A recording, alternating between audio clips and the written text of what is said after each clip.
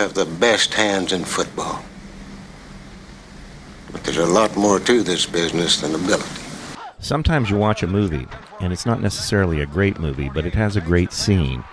Sometimes that scene stays with you for years. It might even change your life. For me, North Dallas 40 is one of those movies. It's a very good movie and a fun movie to watch, but I wouldn't call it a great movie. Filmed in 1979, North Dallas 40 is loosely based on the Dallas Cowboys football team of that era. Nick Nolte plays receiver Phil Elliott, and Mac Davis plays the quarterback Seth Maxwell, a character I believe loosely based on real-life quarterback Don Meredith of ABC Monday Night Football fame. The story is essentially about the disparity between how players view the game of football and how owners view the business of football.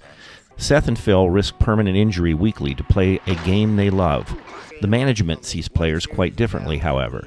The coaches see the team as a machine with interchangeable parts. The owner sees the team as his favorite plaything in his universe of business divisions. Phil finds himself being used to put pressure on a talented younger player that shows great potential, but is unwilling to play injured for the greater good of the team. In the scene, Phil is called to the head office for a come-to-Jesus meeting with the head coach, B.A. Struthers, played by G.D. Spradlin. The topic of the meeting is his bad attitude. The management thinks that while Phil is a talented receiver, his disruptive attitude is detrimental to the team. Phil defines himself by his results on the field.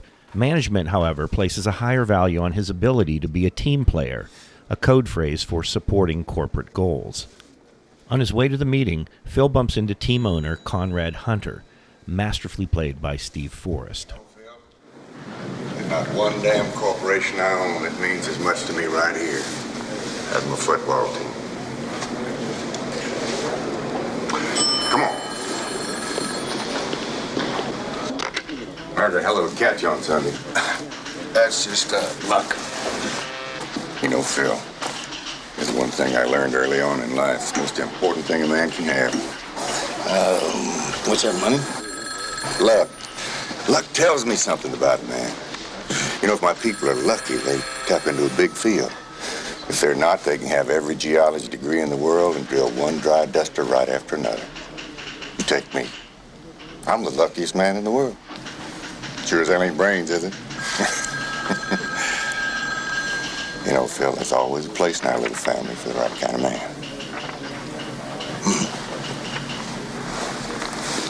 Now, Phil, people who confuse brains and luck can get in a whole lot of trouble. Seeing through the game is not the same as winning the game.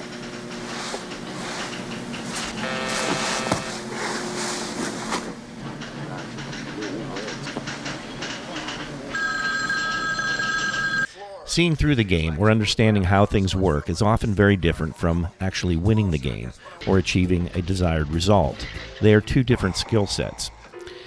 In my experience, it's a rare individual that both wins and truly understands why he's winning. Anyone that's played organized sports has encountered gifted individuals that win or achieve mastery without any self-examination. Conversely, there are many sports analysts that know every statistic, play, strategy, etc., but have no idea of what it takes to dig in and rise to the challenge when you're hurt, cold, wet, exhausted, and scared. In the scene, Conrad first implies that Phil is lucky. Phil is fortunate and should be content with his God-given talent and his innate instincts for winning football games. Luck tells me something about a man, he states, implying that results are always more important than credentials.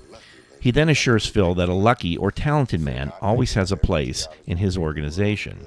He then goes on to warn Phil not to confuse his luck or ability to win football games with winning on the management level. Phil's understanding of how things work in the head office is not the same thing as producing a profitable and sustainable football organization. In other words, stay in your lane. Your ability to win on the field does not qualify you to question management policy. Seeing through what we are doing on the management level is not the same as winning on the management level. The game Conrad is speaking of is not the football game, but the game of business. But it's too late for Phil. The veil has been lifted.